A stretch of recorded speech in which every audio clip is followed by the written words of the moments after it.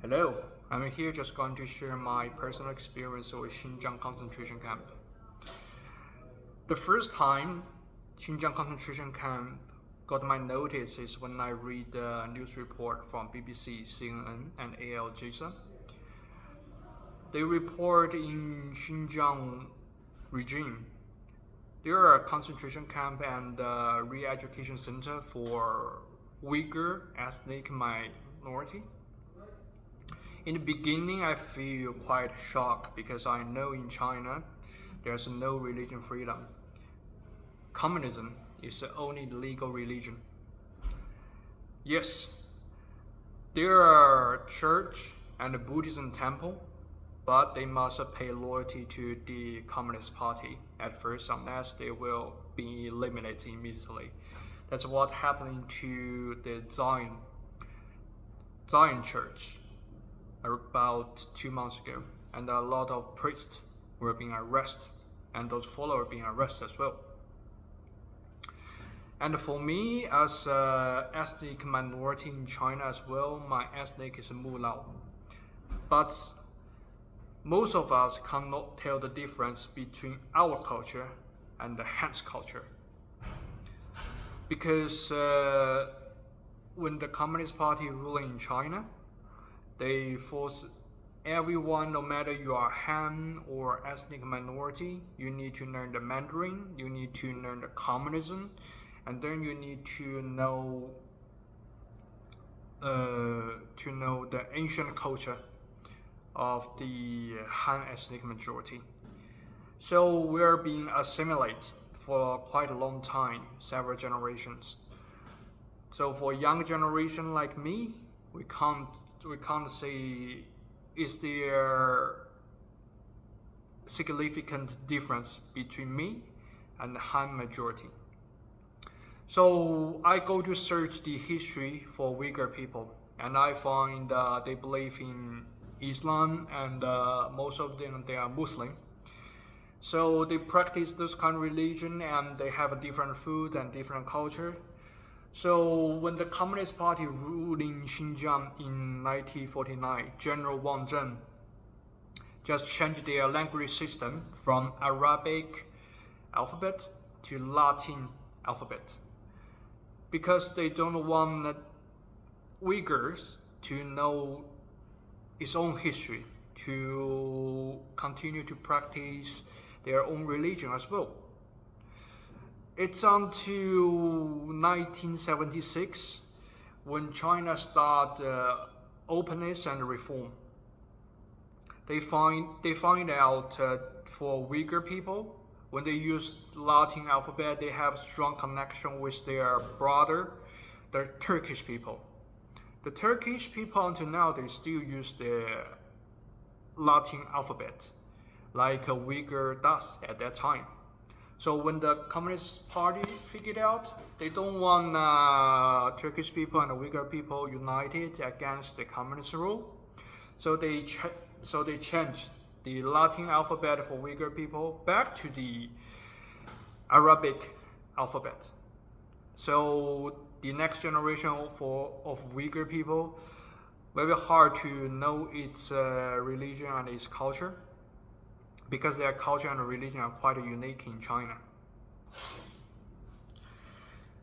After I read this history in 2018, I've been to Germany, because everybody knows Germany has very dark history for concentration camp to detain the Jewish people.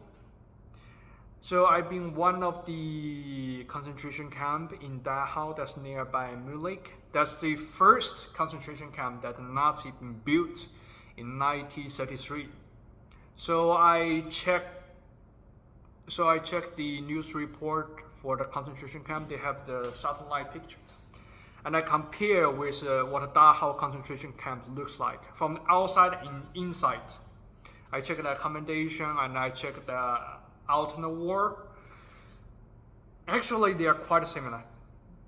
So I'm truly curious what's happening in Xinjiang exactly, how those local people living. Are all Uyghur people live in concentration camp, or they are separate from their family member, or just some criminals live in the re-education camp, or just the ordinary guys.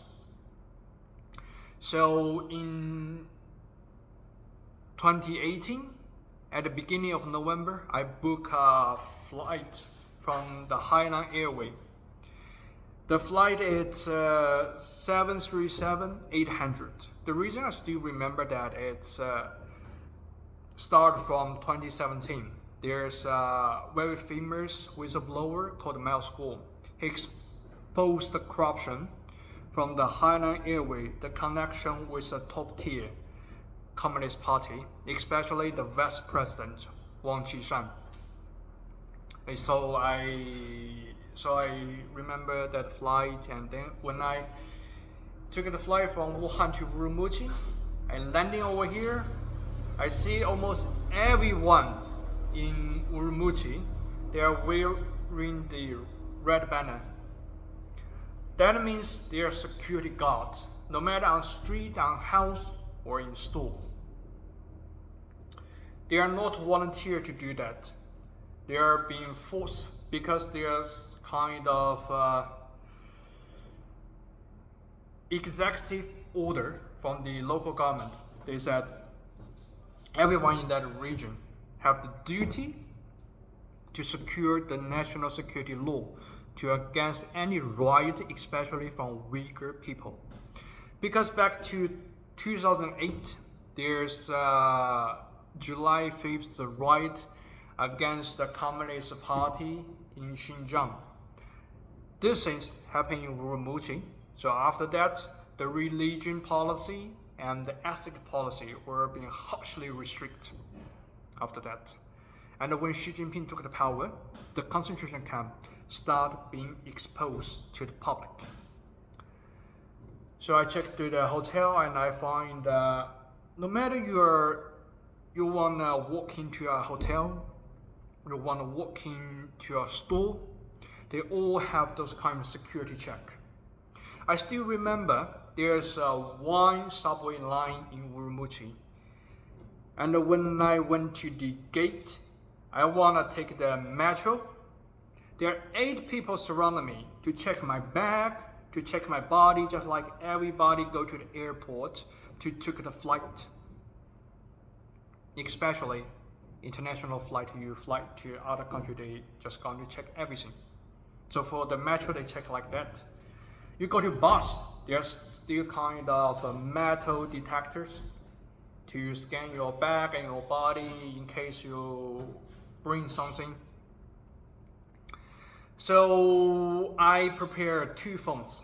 One is Samsung S8 and other one is iPhone SE.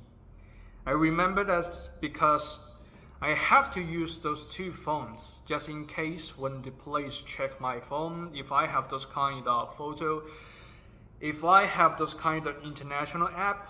Because I heard a news report, some Uyghur people go aboard, just like they started in Pakistan and Egypt, they still have WhatsApp or Instagram. The police arrest them at the border or at their hometown. They've just been disappeared and thrown to the re-education camp. I don't want that kind of things happen to me.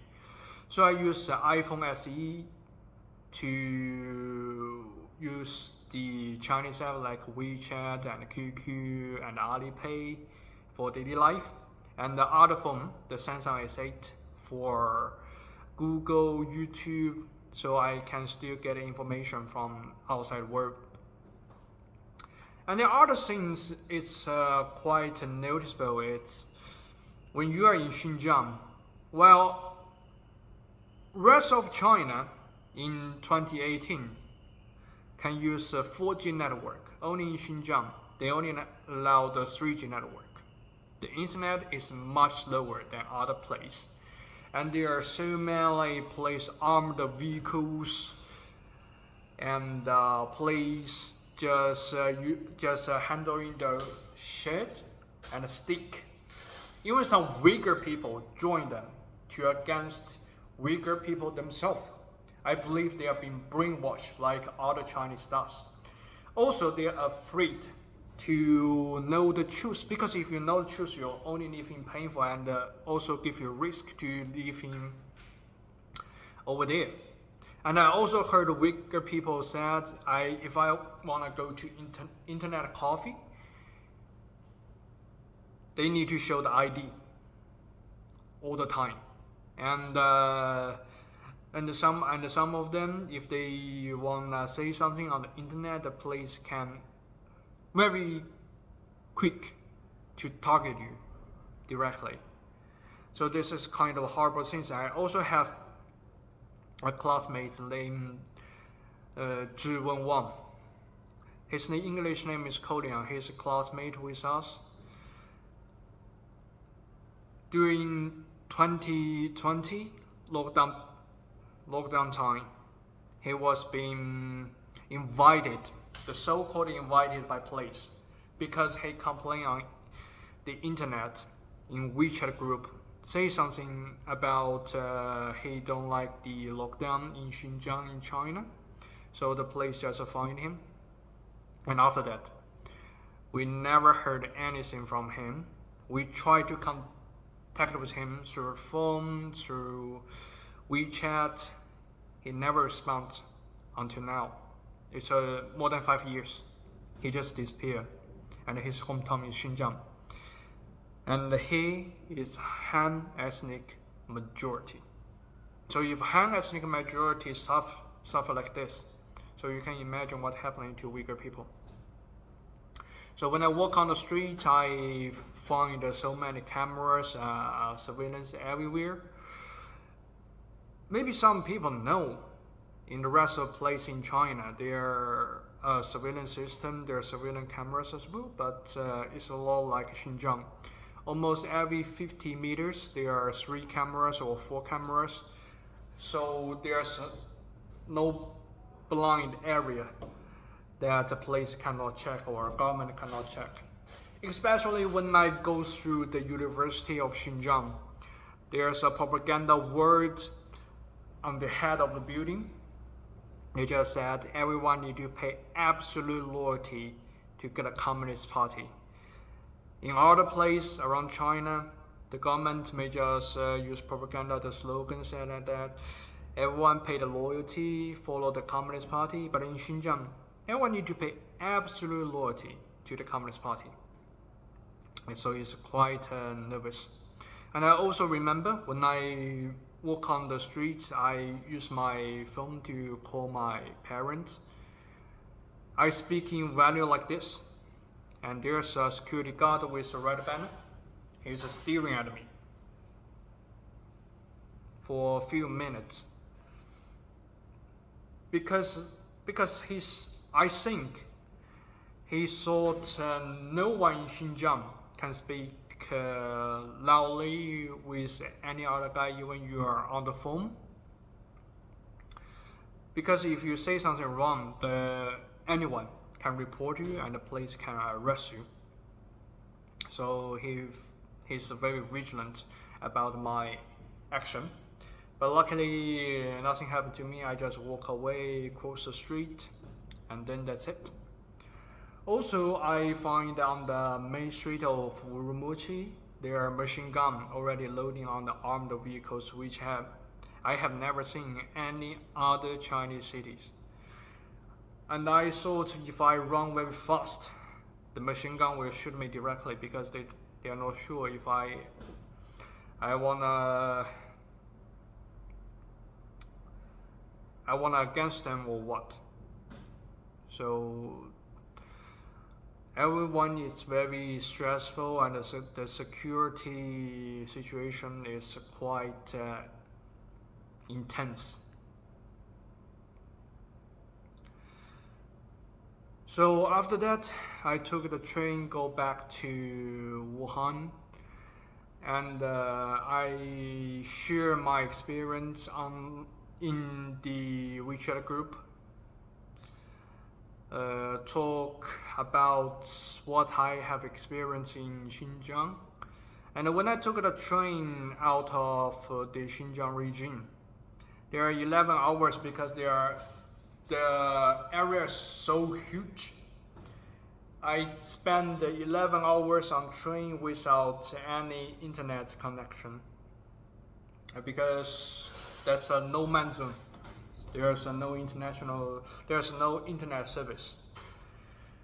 So after I go out of Xinjiang, I enter the Gansu province.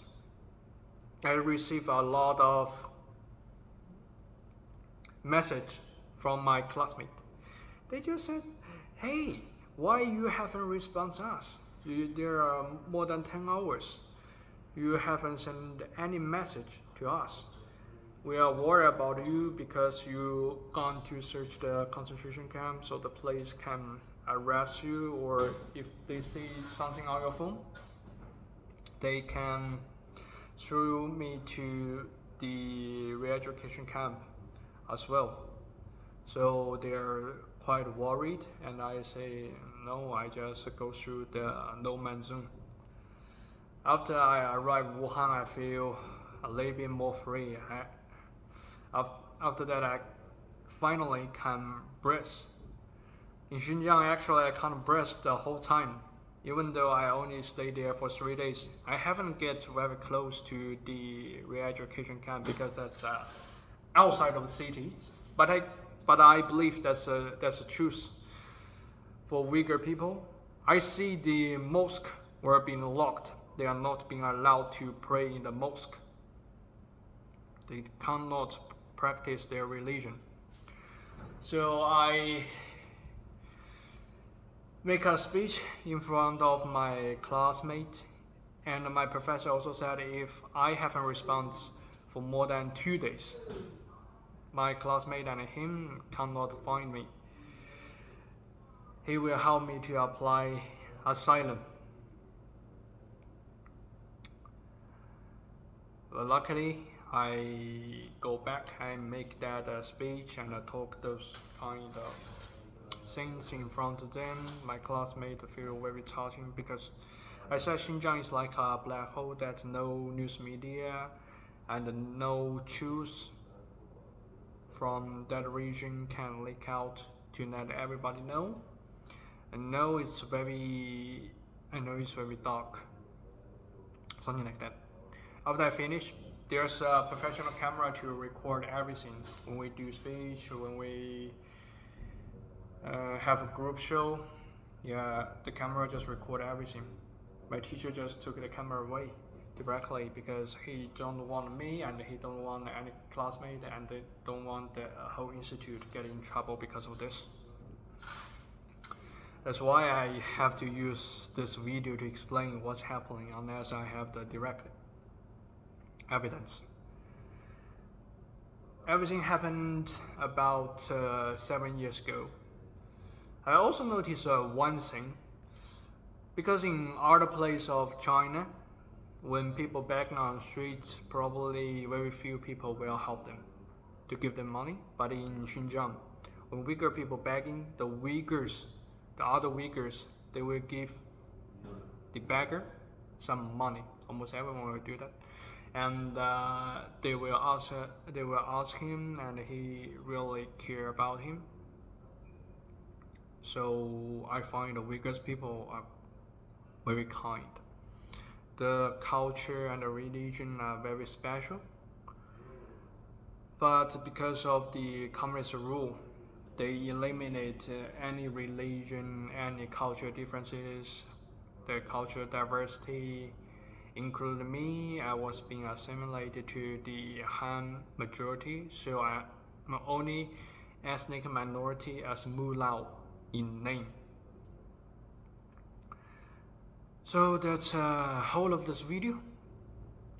I hope you guys continue to follow news about the Uyghurs because they truly need hope. And please also care about the human rights in Hong Kong, especially the case about Jimmy Lai and Benny Tai. He launched the